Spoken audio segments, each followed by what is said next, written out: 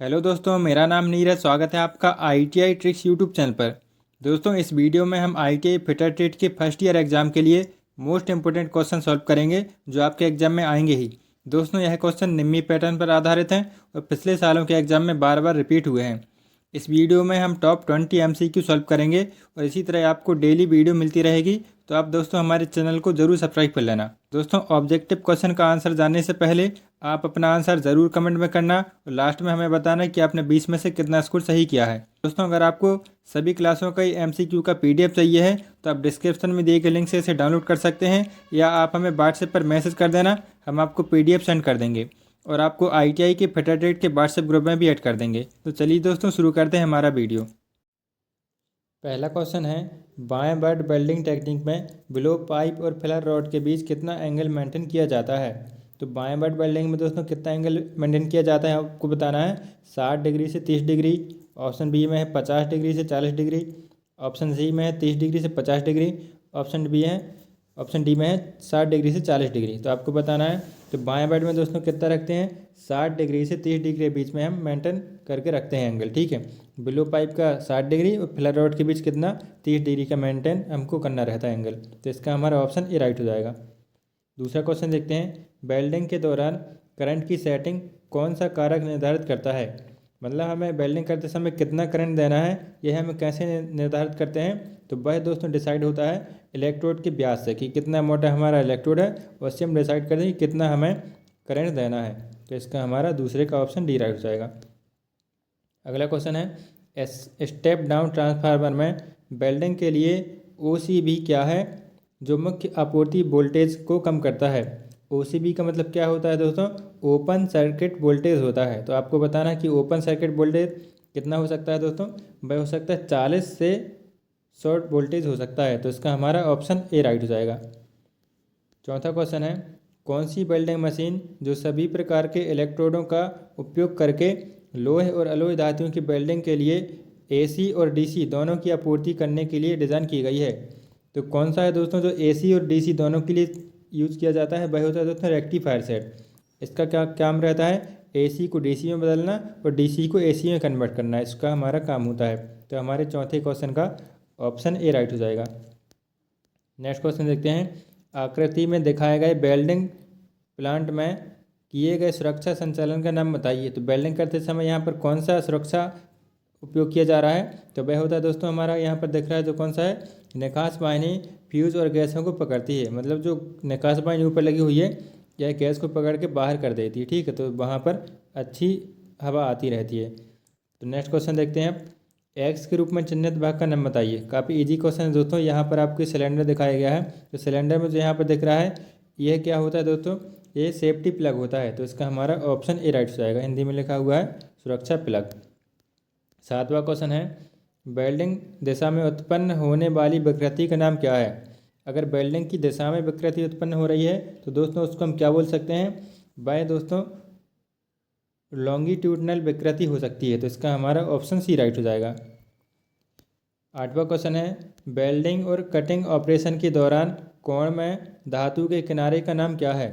तो जो धातु के किनारे नीचे बनता है वेल्डिंग करते समय, साइड से जो हम काटते हैं, उसको क्या बोलते हैं दोस्तों, वह बेवल होता है। ठीक है, इस तरीके से चौकोर रहेगी और हमने अगर यहाँ से ऐसे काट दिया, ठीक है, साइड से, तो इसको हम क्या बोलते हैं, बेवल बोलते हैं, बेवल करना। तो इसका हमारा ऑप्शन सी राइट हो जाएगा। नौवां क्वेश्चन है, आकृति में दिखाए गए वेल्डिंग दोष को पहचानें। तो यहाँ पर आपको दोस्तों कौन सा प्रकार का वेल्डिंग दिख रहा है, ये अंडरकट कहलाता है। ये अंडरकट प्रकार का दोष कहलाता है। तो इसका हमारा ऑप्शन ए राइट हो जाएगा। 10वां क्वेश्चन है, वेल्डिंग करते समय सिलेंडर की चाबियों को सिलेंडर से क्यों नहीं हटाया जाता है। तो सुरक्षा की दृष्टिकोण से दोस्तों हम सिलेंडर से जो चाबी हैं वह नहीं हटाते हैं। तो इसका हम राइट आंसर क्या लगा सकते हैं, आग के मामले में जल्दी बंद करने के लिए। जब भी आग लगती है, ठीक है, आग का तो खतरा बना ही रहता है वेल्डिंग करते समय, तो जैसे ही आग लगेगी हम तुरंत वहाँ पर चाबी रहेंगी तो ढूंढना नहीं पड़ेगा, जल्दी से हम बंद कर सकते हैं। तो 10वें क्वेश्चन का हमारा ऑप्शन डी राइट हो जाएगा। 11वां क्वेश्चन है, रेगुलेटर को जोड़ने से पहले बल्ब सॉकेट को कौन सी प्रक्रिया ब्लो आउट कर देती है। तो भाई दोस्तों क्या होता है, क्रैकिंग हम उसको बोल सकते हैं। तो इसका हमारा ऑप्शन ए राइट हो जाएगा। 12वां क्वेश्चन है, ऑक्सीजन सिलेंडर का रंग क्या है। काफ़ी इजी क्वेश्चन है दोस्तों, बार बार आपसे एग्जाम में पूछा जाता है। ऑक्सीजन का जो दोस्तों रंग रहता है वह कौन सा होता है, काला होता है, और एसिटिलीन गैस का रंग दोस्तों वह मैरून होता है। तो आपको दोनों ही याद रखना है, ठीक है। तो इसका हमारा ऑप्शन सी राइट हो जाएगा। 13वां क्वेश्चन है, एक्स के रूप में चिन्हित भाग का नाम बताइए। तो यहाँ पर आपको बताना है, ये आपको वेल्डिंग टॉर्च दिखाई गई है, तो ऊपर साइड है दोस्तों वो कौन सा रहता है, वह हमारा होता है ऑक्सीजन कंट्रोल बॉल्व, और नीचे साइड जो दिख रहा है यहाँ पर ये होता है हमारा एसिटिलीन कंट्रोल बॉल्व। तो हमारे 13वें क्वेश्चन का दोस्तों ऑप्शन सी राइट हो जाएगा, ऑक्सीजन कंट्रोल बॉल्व, ऑक्सीजन नियंत्रण बॉल यहाँ लिखा हुआ हिंदी में। तो इसका हमारा ऑप्शन सी राइट हो गया। 14वां क्वेश्चन देखते हैं, पीपीई का नाम क्या है। यहाँ पर आपको पर्सनल प्रोटेक्टिव इक्विपमेंट का चित्र एक दिखाया गया है। ये कौन से प्रकार का पीपीई है, इसको हम क्या बोलते हैं दोस्तों, यह होता है हमारा हाथ वाली वेल्डिंग स्क्रीन, ठीक है। इसको हम डायरेक्ट हैंड स्क्रीन भी बोल सकते हैं, वेल्डिंग करते समय इसका उपयोग किया जाता है। तो इसका हमारा ऑप्शन सी राइट हो जाएगा। 15वां क्वेश्चन है, आर्क वेल्डिंग प्रक्रिया में सेल्यूलोसिक इलेक्ट्रोड का उपयोग का उद्देश्य क्या है। तो सेल्यूलोसिक जो इलेक्ट्रोड होता है दोस्तों, उसका उद्देश्य क्या होता है, जमे हुए स्लैग को हटाना बहुत आसान हो जाता है, इसके लिए हम सेल्यूलोज का इस्तेमाल किया जाता है। तो इसका हमारा ऑप्शन ए राइट हो जाएगा। नेक्स्ट क्वेश्चन है, एक्स के रूप में चिन्हित भाग का नाम बताइए। तो यहाँ पर आपको दिख रहा है, ये जो दिख रहा है इसको हम क्या बोलते हैं दोस्तों, ये हमारा होता है वर्टिकल एडजस्टमेंट के लिए हम इसका उपयोग कर सकते हैं। यहाँ पर जो आपको बॉल ये नट दिख रहा है, तो ये किसके लिए लगाया जाता है, वर्टिकल एडजस्टमेंट के लिए इसका उपयोग किया जाता है। तो इसका हमारा ऑप्शन डी राइट हो जाएगा। ये पिछली बार आपके एग्जाम में पूछा गया था दोस्तों, आपको अच्छे से इसको ध्यान रखना है। अगला क्वेश्चन है, ऑक्सीजन सिलेंडर की भंडारण क्षमता क्या है।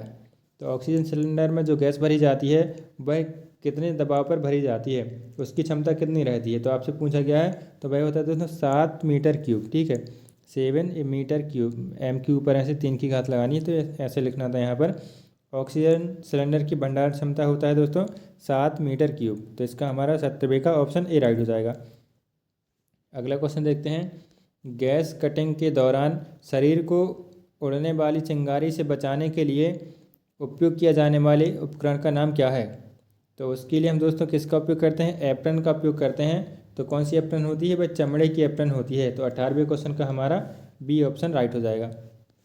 19वां क्वेश्चन है, गैस वेल्डिंग में उपयोग के बाद लोगों को कैसे बुझाएं। तो जैसे भी जब भी हम गैस वेल्डिंग करते हैं तो सबसे पहले दोस्तों किसको बुझाया जाता है और सबसे लास्ट में किसको बुझाया जाता है, ये आपसे पूछा गया है। तो एसिटिलीन बॉल को हम पहले बंद करते हैं और ऑक्सीजन बॉल को बाद में बंद करते हैं, ठीक है। तो ये आपको याद कर लेना है, कंफ्यूज नहीं होना है। एक और सवाल आता है, ठीक, बैकफायर करते समय, तो वहाँ पर ऑक्सीजन को पहले बंद करना रहता है, एसिटिलीन को बाद में बंद करना रहता है। तो यहाँ पर आपसे जो पूछा गया है, तो इसका हमारा ऑप्शन डी राइट हो जाएगा। अगला क्वेश्चन देखते हैं, आर्क वेल्डिंग के दौरान ध्वनि प्रभाव क्यों गुनगुनाते हैं। तो ये रिपीट हुआ क्वेश्चन है दोस्तों, बार बार एग्जाम में रिपीट होता है। तो ये आपको बताना है कि ये जो ध्वनि के प्रभाव वो क्यों गुनगुनाते हैं, सामान्य चाप की लंबाई में, ठीक है। तो इसका हमारा 20वें लंबी चाप की लंबाई, ठीक है। अगर हम जो चाप की लंबाई है वो अधिक रखेंगे, लंबी रखेंगे, तो क्या होता है, ध्वनि के प्रभाव जो गुनगुनाते हैं, मतलब हम बहुत दूर से वेल्डिंग करेंगे, ठीक है। तो इसका हमारा 20वें का ऑप्शन ए राइट हो जाएगा। तो इस तरीके से दोस्तों हमारे टॉप 20 क्वेश्चन कंप्लीट हो गए हैं। आप इसका आंसर की भी यहाँ पर देख सकते हैं, और इसका अगर आपको दोस्तों पीडीएफ चाहिए है तो आप हमारे डिस्क्रिप्शन में दिए गए लिंक से इसका पीडीएफ डाउनलोड कर सकते हैं, और हमारे यहाँ व्हाट्सएप ग्रुप पर ऐड जाइए, हम आपको वहाँ पर भी इसका पीडीएफ सेंड कर देंगे। तो दोस्तों हमारे चैनल को आप ज़रूर सब्सक्राइब कर लेना। तो चलिए मिलते हैं अगले वीडियो पर, तब तक के लिए आपका बहुत बहुत धन्यवाद।